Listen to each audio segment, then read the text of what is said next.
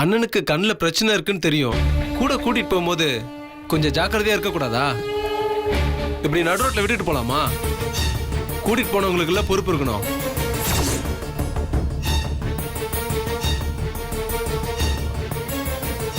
டே கார்த்தி ஒன்றும் இல்லை. வெண்ணிலா கண்மலர் வாங்க போயிருந்தாளா, அந்த நேரத்தில் இதெல்லாம் நடந்துருச்சு.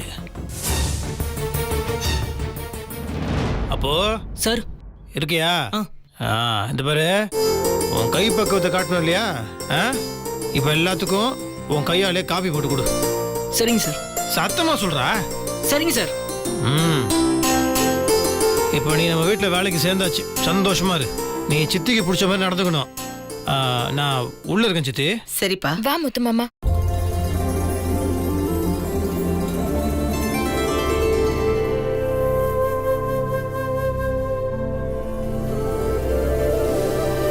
பெரியம்மா, என்ன ஆசீர்வாதம் பண்ணுங்க பெரியம்மா.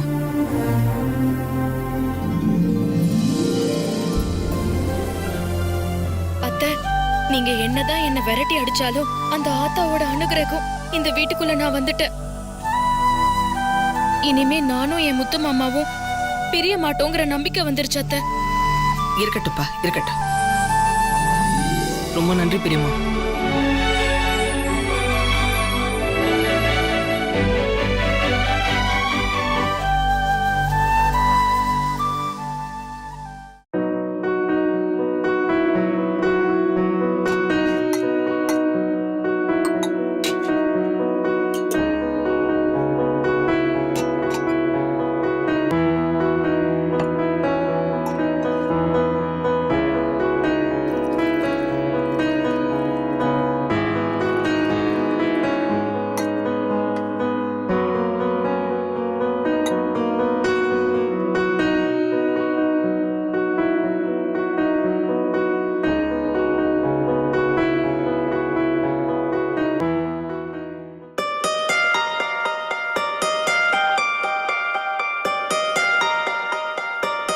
சார். யார் அப்போவா? ஆமா சார். வா வா வா வா வா. சார் காப்பி கொண்டு வந்திருக்கேன். காப்பியா? பாப்போம், அறுசுவை உன் பேர்ல மட்டும்தான் இருக்கா இல்ல காப்பிலையும் இருக்கான்னு. எங்க? இந்தாங்க சார்.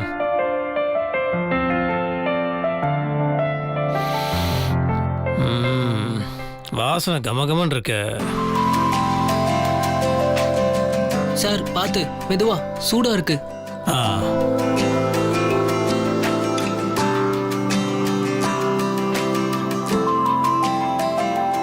அப்போ சார், இந்த காப்பியை நீயா போட்ட? ஆமா சார், நீங்க தானே காப்பி போட சொன்னீங்க. நீ தான் இந்த காப்பியை போட்டேன்னு என்னால் நம்பவே முடியலையே. இல்லை, நானும் தெரிஞ்சவங்க, வேண்டியவங்க, சொந்தக்கார வீடு, கல்யாண வீடு, காது குத்து வீடு, ஹோட்டல் கடை, டீ கடைன்னு எல்லா இடத்துலையும் போய் சாப்பிட்ருக்கேன். எங்கே போய் சாப்பிட்டாலும் சாப்பாடு எடுத்து வாயில் வச்ச உடனே அதோட ருசி எனக்கு தெரியுதோ இல்லையோ, எனக்குள்ள ஒரு கர்வம் மட்டும் வந்துடும். யார் என்ன சமைச்சாலும் என் வெண்ணிலா மாதிரி இந்த உலகத்தில் யாருனாலையும் சமைக்க முடியாதுன்ற ஒரு எண்ணம் எனக்குள்ளே வந்துடும். ஆனால் நீ போட்டு இந்த காப்பியை குடிச்ச உடனே என்னோட கர்வம் லைட்டாக குறையுது. சார் என்ன சார் ஓவரா புகழ்றீங்களே? இல்லைப்பா, புகழலாம் இல்லை, உண்மையாக தான் சொல்கிறேன். அது வெண்ணிலா மாதிரி யாரும் சமைக்க முடியாதுன்னு நினச்சிட்டு இருந்த. அவ்வளோ மாதிரி நீயும் நல்லா சமைச்சிருவ போல இருக்க. சார் காப்பிக்கே இப்படி சொன்னீங்கன்னா அப்புறம் சமையல் வேற நான் பண்ணணுமே. முழுசா சாப்பிட்டு பார்த்துட்டு சொல்லுங்க சார். அவசியமே இல்லை. ஒரு பானை சோறுக்கு ஒரு சோறு பதம்னுவாங்க. இந்த காப்பிலே தெரிஞ்சிருச்சே. அறுசுவை அப்போ சார்? உண்மையிலேயே அறுசுவை தான். சந்தோஷம். நல்ல வேலை, சித்தி பயந்த மாதிரி எதுவும் நடக்காதுன்னு நினைக்கிறேன். ரொம்ப நல்லா இருக்குடா. ரொம்ப தேங்க்ஸ் சார். அப்புறம் இன்னொரு சின்ன விஷயம். என்னப்பா, அட்வான்ஸ் அதை பணம் வேணுமா? சச்சா, அதெல்லாம் இல்லை சார். ஆண்டவன் புண்ணியத்தில் அதுக்கு ஒன்றும் குறையில்லை. ஏதாவது மற்ற வேலைகளுக்கு இல்லை உங்கள் கண்ணுக்கு மருந்து போடுறதுக்கு, வெளியே எங்கேயாவது நடக்க கூட்டிகிட்டு போகிறதுக்கு, இல்லை துணி துவைக்கிறதுக்கு, கூட மாட ஒத்தாசையா இருந்து உங்களுக்கு உதவி பண்றதுன்னு எந்த வேலையா இருந்தாலும் என்கிட்டயே சொல்லுங்க சார்.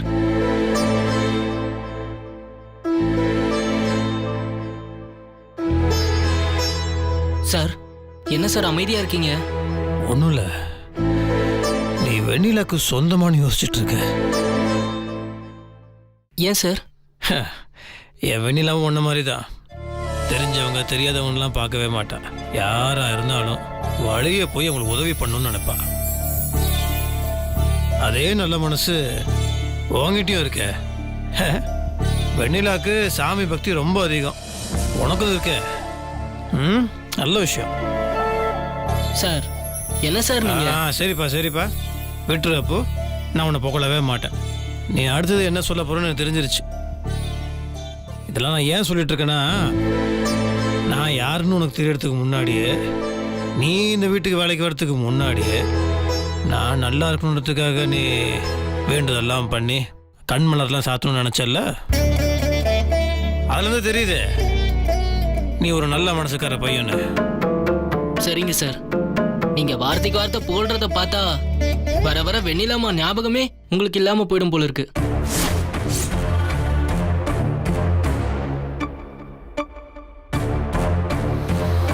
அதெல்லாம் நடக்கவே நடக்காது.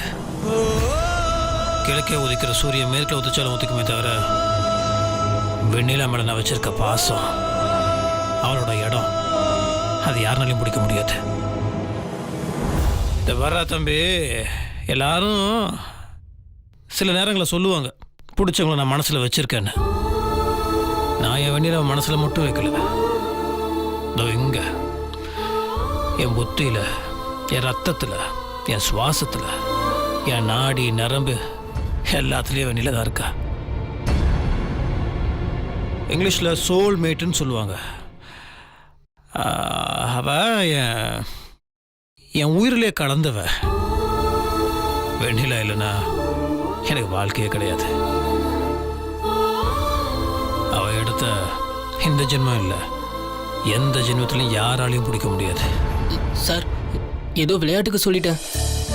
உங்க மனசுல இவ்வளவு தூரம் அவங்க இருக்காங்கன்னு தெரியாது சார். தப்பா நினைச்சுக்காதீங்க சார். தப்பா நினைக்க மாட்டேன், ஆனா இதுக்கு மேலே இந்த மாதிரிலாம் பேசக்கூடாது. சரிங்க சார். முத்து மாமா, என் மேல நீ இத்தனை பிரியமா இருக்கியே, உனக்கு எந்த ஒரு ஆபத்தும் வந்துடக்கூடாதுன்னு தான் உன் பக்கத்திலேயே இப்படி நடிச்சு ஏமாத்திட்டு இருக்க. எனக்கு மிகப்பெரிய குற்ற உணர்ச்சியா இருக்கு. கூடிய சீக்கிரம் உன் கண்ணு திறக்கிறதுக்கு அந்த ஆத்தா கண் திறக்கணும் முத்து மாமா.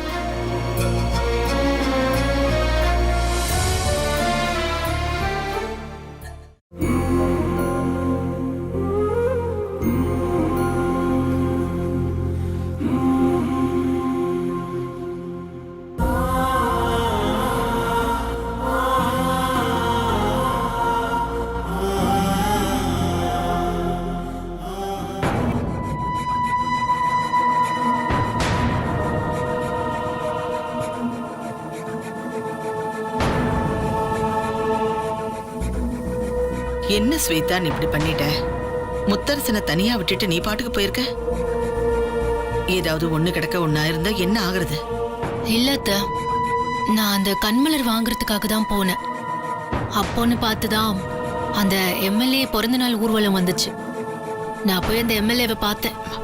இப்ப எதுக்கு அது? என்னத்த, அந்த வெண்ணில நம்ம கண்ணுக்கு சிக்காம போக்கு காட்டிட்டு இருக்கா. அவளை எப்படியாவது பிடிக்கணும்னா அதுக்கு அந்த எம்எல்ஏவோட உதவி ரொம்ப தேவை. அதனாலதான் முத்தரச மாமாவை நான் கல்யாணம் பண்ணிக்க போறேங்கிற திட்டத்தையும் வெண்ணிலாவை உடனே பிடிச்சாகணுங்கிற விஷயத்தையும் அவர்கிட்ட சொல்லிட்டு வந்தேன். அப்படியா? சரி, என்ன சொன்னார் அவரு? நான் கேட்டு உதவி செய்ய மாட்டேன்னு சொல்லிடுவாரா என்ன? கண்டிப்பா சப்போர்ட் பண்றேன்னு சொல்லிருக்காரு. இன்னைக்கே அவங்க ஆளுங்க வெண்ணிலாவை தேட ஆரம்பிச்சிருப்பாங்க. அது நல்ல விஷயம்தான். ஆனா நான் வீட்டுக்கு வர வேணாம்னு நினைச்ச ஒருத்தன் இப்ப தேவையில்லாம வேலைக்கு வந்திருக்கான். அவன் யாரோ என்னவோ. அவ ரோஷினி அனுப்பிச்ச ஆளத்த. ஒரு பிரச்சனையும் இருக்காது, நீங்க பயப்படாதீங்க. பாக்குறதுக்கு அப்பாவி மாதிரி தான் இருக்கான். நீங்க எதுக்கும் கவலைப்படாதீங்க.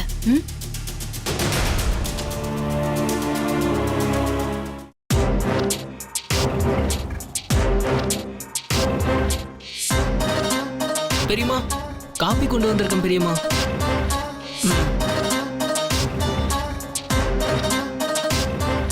எடுத்துக்கோங்க. அப்படி வை.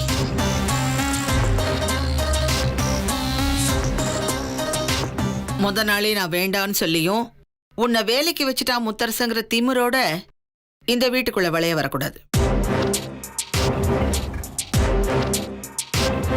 இங்க எல்லாமே நான் தான். இந்த வீட்டோட எஜமானியும் நான் தான். புரியுது பெரியம்மா, நான் பாத்துக்கிறேன் பெரியம்மா. என் பேச்ச கேட்டுதான் நீ நடக்கணும். அதுக்கு அடுத்தது ஸ்வேதா சொல்றதை கேட்டு நடக்கணும். புரிஞ்சுதா?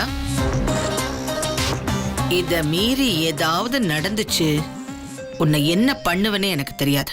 சரிங்க பெரியம்மா, நான் பாத்துக்கிறேன். இங்க பாரு, இங்க நாங்க என்ன பேசினாலும் நீ எதையுமே வெளியில சொல்லக்கூடாது, புரியுதா? எங்களுக்கு விசுவாசமான ஆளா இருக்கணும். சரிங்கம்மா, இனிமே நான் உங்க ஆளுதாம்மா. அதுக்கு முன்னாடி இந்த வீட்டுக்குள்ள நடக்கிற முக்கியமான விஷயங்களை தெரிஞ்சுக்கிட்டு அதுக்கு தகுந்த மாதிரி நடக்கணும். அத அம்மா உனக்கு சொல்லுவாங்க. இங்க பாரு, இவதான் ஸ்வேதா. வணக்கம்மா. இவதான் முத்தரசனுக்கு பொண்டாட்டி ஆயிருக்க வேண்டியது. ஆனா இந்த வீட்டுக்குள்ள வெண்ணிலான்னு ஒரு வேலைக்காரி இருந்தா உன் இடத்துல. அவ எப்படியோ உள்ள புகுந்து முத்தரசனுக்கு ஏதோ மருந்து மாயம் பண்ணி கல்யாணம் பண்ணிக்கிட்டான். ஐயோ, அப்படிங்களாமா? இப்போ அந்த வெண்ணிலா இந்த வீட்லயே இல்ல, எங்கேயோ ஓடி போயிட்டு எங்க கண்ணுல அகப்படாம போக்கு காட்டிட்டு இருக்கா. இந்த விஷயம் முத்தரசனுக்கு தெரிஞ்சா அவனால தாங்கிக்க முடியாதுங்கிறதுனாலதான் ஸ்வேதா வெண்ணிலாவா முத்தரசன்கிட்ட நடிச்சுக்கிட்டு இருக்கா. அதே சமயத்துல மத்த நேரத்துல ஸ்வேதாவா நார்மலா இருப்பா. இதையெல்லாம் ஏன் உன்கிட்ட சொல்றேன்னு புரியுதா? புரியலங்க பெரியம்மா. நாளைக்கு முத்தரச முன்னால ஸ்வேதா வெண்ணிலாவா நடிச்சுக்கிட்டு இருக்கும்போது நீ போய் ஸ்வேதா மேடம் அது இதுன்னு பேர் சொல்லி கூப்பிட கூடாதுல்ல. அதனாலதான் முன்னெச்சரிக்கையா சொல்றேன். இந்த விஷயத்துல நீ ரொம்ப ஜாக்கிரதையா இருக்கணும். சரிங்க பெரியம்மா. இத பார், அதே மாதிரி இன்னொரு முக்கியமான விஷயம். கூடிய சீக்கிரத்திலேயே ஸ்வேதாவுக்கும் முத்தரசனுக்கும் கல்யாணம் நடக்க போகுது. பெரியம்மா, அப்போ அவர் ஏற்கனவே அந்த வெண்ணிலான்னு யாரையோ சொன்னீங்களே, அவ ஓடி போனவதான். திரும்பி வர்றதுக்கு வாய்ப்பே இல்லை. அதனால அவளை மொத்தமா அறுத்து விட்டுட்டு முத்தரசனுக்கும் ஸ்வேதாவுக்கும் கல்யாணம் பண்ணி வைக்கலான்னு இருக்கோம். இதுல உன்னோட உதவியும் தேவை. இங்க நாங்க பேசிக்கிறது நடந்துக்கிறது இது எல்லாத்தையும் யார்கிட்டையும் எதையும் சொல்லக்கூடாது. குறிப்பா வெளியில இருக்காங்களே அந்த வெண்ணிலாவோட அடி பொடிங்க, இந்த கார்த்திக், கௌதம், ஜனனி, அழகப்பன், ருத்ரா, இவங்க யார்கிட்டயும் இங்க நடக்கிற விஷயத்த சொல்லி மூச்சு கூட விடக்கூடாது. சரிங்க பெரியம்மா, எதுவுமே சொல்ல மாட்டேன். இப்ப காஃபி எடுத்துக்கொடு.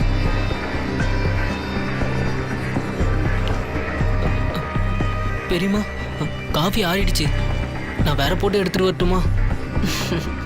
சரி போ.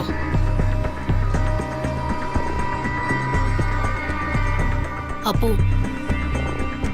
என்ன சாதாரண ஆள நினைச்சிடாத.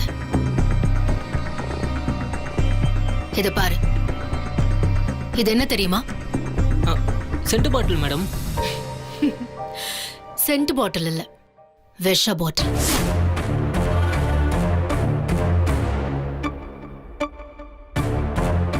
எந்த நேரத்துல என் மாமா எனக்கு கிடைக்க மாட்டாருன்னு தெரிஞ்சாலும் உடனே இதை அவருக்கு கொடுத்து சாகடிச்சுட்டு நானும் குடிச்சு செத்துடலான்னு தான் இதை என் கையிலேயே வச்சிட்டு இருக்கேன். என்ன பேச வாயே வரல? அதனால என்கிட்ட ரொம்ப ஜாக்கிரதையா நடந்துக்கணும். ஏதாவது இதை பண்றேன் அதை பண்றேன்னு சொல்லிட்டு வெளியில போய் வேலையை காமிக்கிறேன்னு தெரிஞ்சது, உனக்கும் இதே மாதிரி இன்னொரு பாட்டில் ரெடி பண்ணிடுவேன். ஐயோ இல்லைங்க மேடம், அதெல்லாம் இல்லைங்க மேடம். இங்க பாரு, நீ இதெல்லாம் பண்றேன்னு சொல்லிட்டு எங்களுக்கு விசுவாசமா நடக்காம போயிட்டா என்ன பண்றது? அதனால நாங்க உனக்கு டெஸ்ட் வச்சுக்கிட்டே இருப்போம். அதுல எல்லாம் பாஸ் ஆனா மட்டும்தான் தொடர்ந்து வேலையில இருப்பேன், இல்லனா வீட்டுக்கு வெளியில தான் இருப்பேன். ஐயோ, அப்படிலாம் சொல்லாதீங்கய்யா. அப்படிலாம் பண்ண மாட்டேங்கய்யா. சொல்லாத, செயல்ல காட்டு. போடா. ம். பரவாயில்ல, பையன் பணிவாதான் இருக்கான். நமக்கு சரிப்பட்டு வருவான். ஆமா அத்தை, எனக்கும் அதான் தோணுது.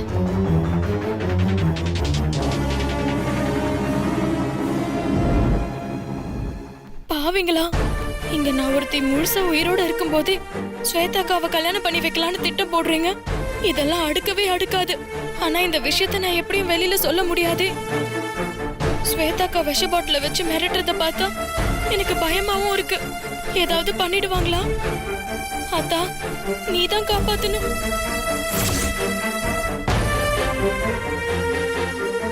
நான் உருவத்துல மட்டும் இல்ல, மனசளவுலயும் மாறிதான் வந்திருக்கேன். இது ஏன் இடம். நான் இந்த வீட்டுக்கு வாழதான் வந்திருக்கேன். என்னை யாராலையும் துரத்த முடியாது. பார்த்துக்கிறேன்.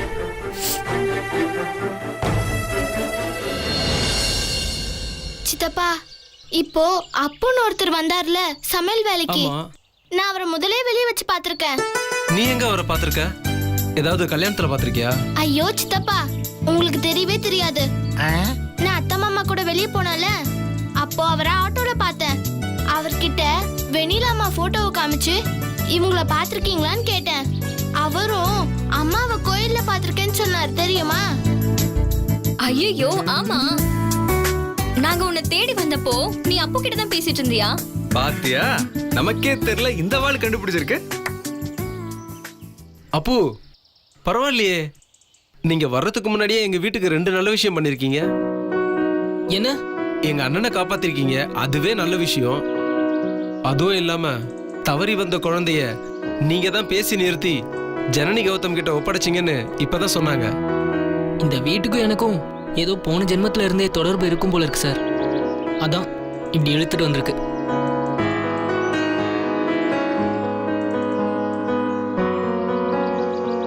பாப்பா, உனக்கு ஹார்லிக்ஸ்.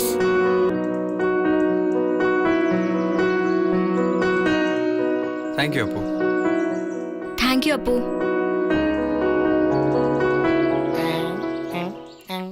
இது வெண்ணிலாவுக்கு மட்டுமே தெரிஞ்ச ரகசியம். உனக்கு எப்படி தெரியும் தம்பி?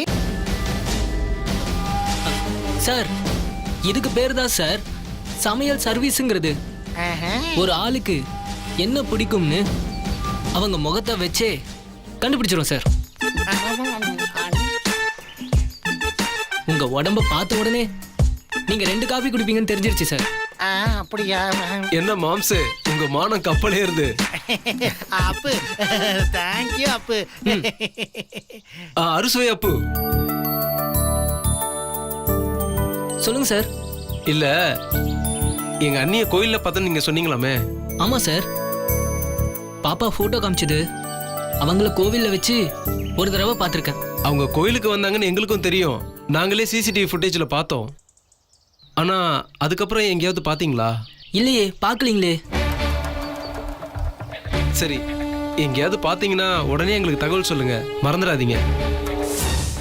அப்புறம் ஸ்வேதா, எங்க அம்மாக்கெல்லாம் இந்த தகவல் தெரிய வேண்டாம். ஏன் சார்? ஏன்னா அவங்க அவ்வளவா நல்லவங்க இல்லை. அவங்க ஏதோ சொல்லி மிரட்டி தான் அண்ணி இந்த வீட்டு பக்கமே வராம வெளியிலேயே சுத்திக்கிட்டு இருக்காங்க. அச்சச்சோ, அப்படியா சார்? ஆமாங்க, எங்க அண்ணி ரொம்ப நல்லவங்க.